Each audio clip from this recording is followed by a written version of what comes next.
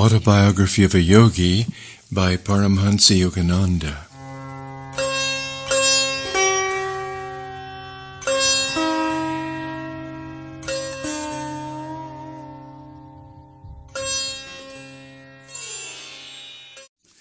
Chapter 48, at Encinitas in California.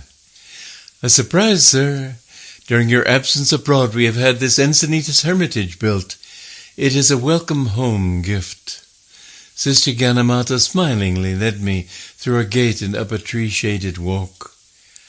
I saw a building jutting out like a great white ocean liner toward the blue brine.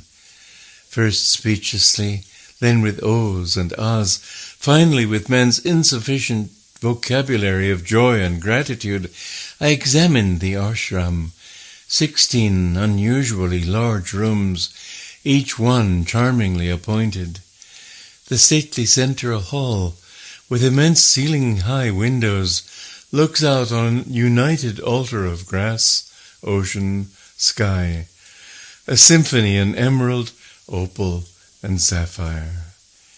A mantle over the hall's huge fireplace holds the framed likeness of Lahiri Mahashai, smiling his blessing over this far Pacific heaven.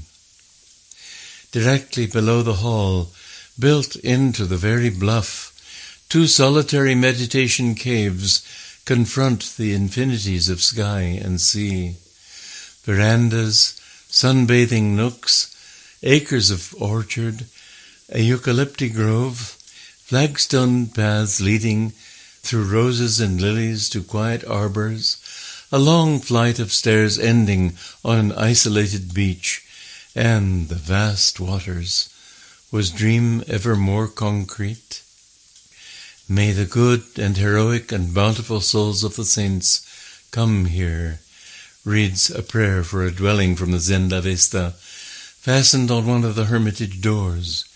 And may they go hand in hand with us, giving the healing virtues of their blessed gifts, as widespread as the earth, as far-flung as the rivers, as high-reaching as the sun, for the furtherance of better men, for the increase of abundance and glory. May obedience conquer disobedience within this house. May peace triumph here over discord, free-hearted giving over avarice, truthful speech over deceit, reverence over contempt. Let our minds be delighted, and our souls uplifted. Let our bodies be glorified as well. And, O light divine, may we see thee, and may we, approaching, come round about thee and attain unto thine entire companionship. This self-realization fellowship ashram has been made possible through the generosity of a few American disciples, American businessmen of endless responsibilities, who yet find time daily for their Kriya Yoga. Not a word of the hermitage construction had been allowed to reach me during my stay in India and Europe. Astonishment, delight! During my early years in America, I had combed the coast of California in quest of a small site for a seaside ashram. Whenever I had found a suitable location, some obstacle had invariably arisen to thwart me. Gazing now over the broad acres of Encinitas, humbly I saw the effortless fulfillment of Sri Yukteswar's long ago prophecy, a hermitage by the ocean. A few months later, Easter of 1937, I conducted on the smooth lawns at Encinitas the first of many sunrise services. Like the Magi of old, several hundred students gazed in devotional awe at the daily miracle, the early solar fire right in the eastern sky. To the west lay the inexhaustible Pacific, booming its solemn praise. In the distance, a tiny white sailing boat, and the lonely flight of a seagull. Christ, thou art risen, not alone with the vernal sun, but in the eternal dawn of spirit. Many happy months sped by. In the peace of perfect beauty, I was able to complete at the Hermitage a long projected work, Cosmic Chants. I set to English words and Western musical notation about 40 songs, some original, others my adaptation of ancient melodies. Included were the Shankara chant, No Birth, No Death, two favorites of Sri Yukteswar's, Wake, Yet Wake, O My Saint, and Desire, My Great Enemy, the hoary Sanskrit hymn to Brahma, old Bengali songs, What Lightning Flash, and They Have Heard Thy Name, Tagore's Who Is in My Temple, and a number of my compositions, I Will Be Thine Always, In the Land Beyond My Dreams, Come Out of the Silent Sky, Listen to My Soul Call, In the Temple of Silence, and Thou Art My Life. For a preface to the songbook, I recounted my first outstanding experience with the receptivity of Westerners to the quaintly devotional airs of the East. The occasion had been a public lecture, the time, April 18th, 1926. The place, Carnegie Hall in New York. Mr. Hunsaker, I had confided to an American student, I am planning to ask the audience to sing an ancient Hindu chant, O God Beautiful. Sir, Mr. Hunsaker had protested, these Oriental songs are alien to American understanding. What a shame if the lecture were to be marred by a commentary of over ripe tomatoes. I laughingly had disagreed. Music is a universal language. Americans will not fail to feel the soul aspiration in this lofty chant.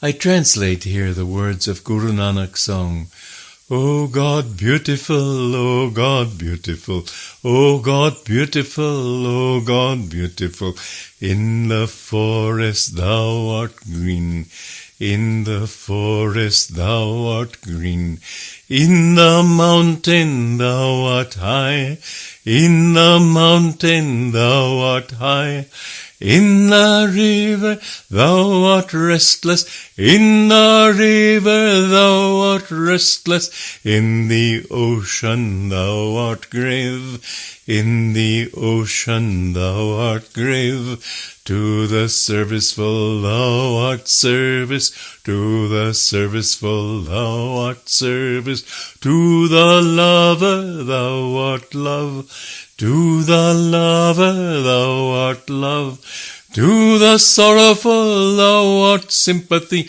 to the sorrowful thou art sympathy, to the yogi thou art bliss, to the yogi thou art bliss. O God beautiful, O God beautiful, at thy feet, O I do bow. O God beautiful, O God beautiful. During the lecture, Mr. Hunsaker had sat behind me on the platform, probably fearing for my safety. His doubts were groundless. Not only had there been an absence of unwelcome vegetables, but for 1 hour and 25 minutes the strains of O God Beautiful had sounded uninterruptedly from 3,000 throats. Blasé no longer, dear New Yorkers, your hearts had soared out in a simple paean of rejoicing. Divine healings had taken place that evening among the devotees, chanting with love the Lord's blessed name. The secluded life of a literary minstrel was not my role for long. Soon I was dividing every fortnight between Los Angeles and Encinitas. Sunday services, classes, lectures before clubs and colleges, interviews with students, ceaseless streams of correspondence, articles for East-West, direction of activities in India, and numerous small centers in American cities. Much time was given also to the arrangement of Kriya and other self-realization fellowship teachings, into a series of studies for the distant yoga seekers whose zeal recognized no limitation of space. joyous dedication of a self-realization church of all religions took place in 1938 at Washington, D.C. Set amidst landscaped grounds, the stately church stands in a section of the city aptly called Friendship Heights. The Washington leader is Swami Paramahamsa, educated at the Ranchi School and Calcutta University. I had summoned him in 1928 to assume leadership of the Washington Self-Realization Fellowship Center. Premananda, I told him during a visit to his new temple, this eastern headquarters is a memorial in stone to your tireless devotion.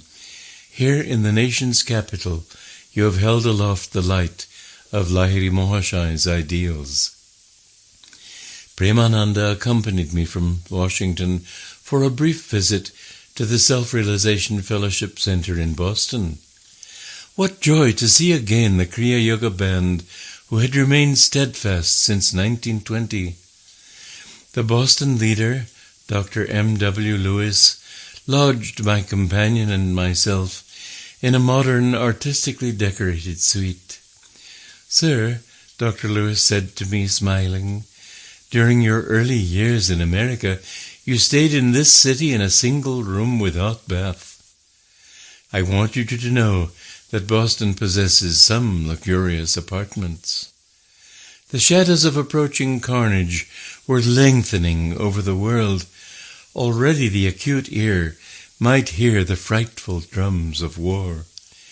During interviews with thousands in California and through a worldwide correspondence, I found that men and women were deeply searching their hearts. The tragic outer insecurity had emphasized need for the eternal anchorage. We have learned indeed the value of meditation, the leader of the London Self-Realization Fellowship Center wrote me in 1941, and know that nothing can disturb our inner peace.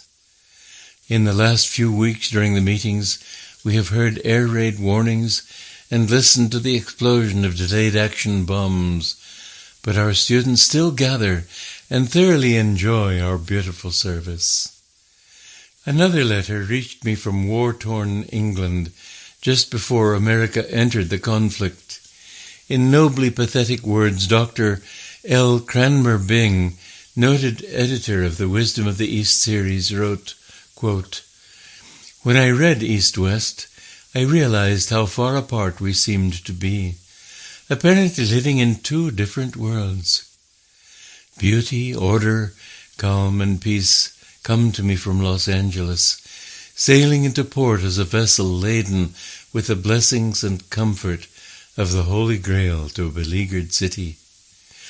I see as in a dream your palm tree grove, and the temple at Encinitas with its ocean stretches and mountain views, and above all its fellowship of spiritually minded men and women, a community comprehended in unity, absorbed in creative work, and replenished in contemplation. It is the world of my own vision, in the making of which I hoped to bear my little part, and now, perhaps in the body I shall never reach your golden shores, nor worship in your temple. But it is something and more to have had the vision, and know that in the midst of war there is still a peace that abides in your harbors and among your hills. Greetings to all the fellowship from a common soldier, written on the watchtower, waiting for the dawn." The war years brought a spiritual awakening among men whose diversions had never before included a study of the New Testament. One sweet distilment from the bitter herbs of war. To satisfy a growing need, an inspiring little self-realization church of all religions was built and dedicated in 1942 at Hollywood. The site faces Olive Hill and the distant Los Angeles Planetarium. The church, finished in blue, white, and gold, is reflected amidst the water hyacinths in a large pool. The gardens are gay with flowers, a few startled stone deer, a stained glass pergola, and a quaint wishing well. Thrown in with the pennies and the kaleidoscopic wishes of man has been many a pure aspiration for the soul treasures of spirit. A universal benignity flows from the small niches with statues of Lahiri Mahashai and Sri Yukteswar, and of Krishna, Buddha, Confucius, Saint Francis, and a beautiful mother-of-pearl reproduction of Christ at the Last Supper. Another self-realization church of all religions was founded in 1943 at San Diego. A quiet hilltop temple, it stands in a sloping valley of eucalypti overlooking sparkling San Diego Bay. Sitting one evening in this tranquil haven, I was pouring out my heart in song. Under my fingers was the sweet-toned organ of the church. On my lips the yearning plaint of an ancient Bengali devotee who had searched for eternal solace. In this world, mother, no one can love me. In this world they do not know love divine. In this world, mother, no one can love me. In this world they do not know love divine. Where is there pure loving love? Where is there purely loving thee? There my heart longs to be. There my heart longs to be. My companion in the chapel, Dr. Lloyd Cannell, the San Diego Center leader, was smiling a little at the words of the song. Tell me truly, Paramahamsaji, has it been worth it? He gazed at me with an earnest sincerity. I understood his laconic question. Have you been happy in America? What about the disillusionments, the heartaches, the center leaders who could not lead, the students who could not be taught? Blessed is the man whom the Lord doth test, Doctor.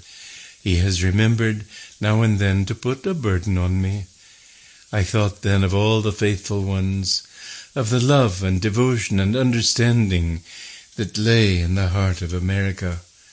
With slow emphasis I went on, but my answer is yes, 1,000 times yes. It has been worthwhile.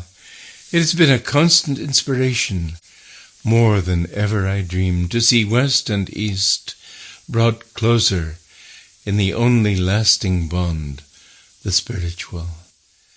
Silently I added a prayer. May Babaji and Sri Yukteswar feel that I have done my part, not disappointing the high hope in which they sent me forth. I turned again to the organ. This time my song was tinged with a martial valor. The grinding wheel of time doth mar full many a life of moon and star, and many a brightly smiling morn, but still my soul is marching on. Darkness, death, and failures vied. To block my path they fiercely tried. My fight with jealous nature strong, but still my soul is marching on. New Year's week of 1945 found me at work in my Encinitas study, revising the manuscript of this book. Paramahamsaji, please come outdoors. Dr. Lewis, on a visit from Boston, smiled at me pleadingly from outside my window. Soon we were strolling in the sunshine. My companion pointed to new towers in process of construction along the edge of the fellowship property, adjoining the coast highway. Sir, I see many improvements here since my last visit. Dr. Lewis comes twice annually from Boston to Encinitas. Yes, Doctor, a project I have long considered is beginning to take definite form. In these beautiful surroundings, I have started a miniature world colony. Brotherhood is an ideal better understood by example than precept. A small, harmonious group here may inspire other ideal communities over the earth. A splendid idea, sir. The colony will surely be a success if everyone sincerely does his best. World is a large term, but man must enlarge his allegiance, considering himself in the light of a world citizen, I continued. A person who truly feels the world is my homeland, it is my America, my India, my Philippines, my England, my Africa, will never lack scope for a useful and happy life. His natural local pride will know limitless expansion. He will be in touch with creative, universal currents. Dr. Lewis and I halted above the lotus pool near the hermitage. Below us lay the illimitable Pacific. These same waters break equally on the coasts of West and East, in California and China. My companion threw a little stone into the first of the oceanic 70 million square miles. Encinitas is a symbolic spot for a world colony. That is true, Doctor. We shall arrange here for many conferences and congresses of religion, inviting delegates from all lands. Flags of the nations will hang in our halls. Diminutive temples will be built over the grounds, dedicated to the world's principal religions. As soon as possible, I went on, I plan to open a yoga institute here. The blessed role of Kriya Yoga in the West has hardly more than just begun. May all men come to know that there is a definite scientific technique of self-realization for the overcoming of all human misery. Far into the night, my dear friend, the first Kriya Yogi in America, discussed with me the need for world colonies founded on a spiritual basis. The ills attributed to an anthropomorphic abstraction called society may be laid more realistically at the door of every man. Utopia must spring in the private bosom before it can flower in civic virtue.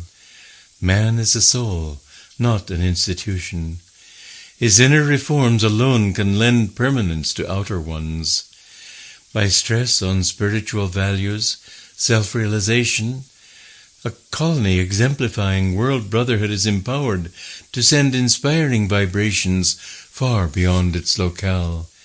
August 15th, 1945.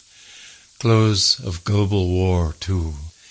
End of a world, dawn of an enigmatic atomic age. The Hermitage residents gathered in the main hall for a prayer of thanksgiving. Heavenly Father, may it never be again. Thy children go henceforth as brothers. Gone was the tension of war years. Our spirits purred in the sun of peace. I gazed happily at each of my American comrades. Lord, I thought gratefully, Thou hast given this monk a large family.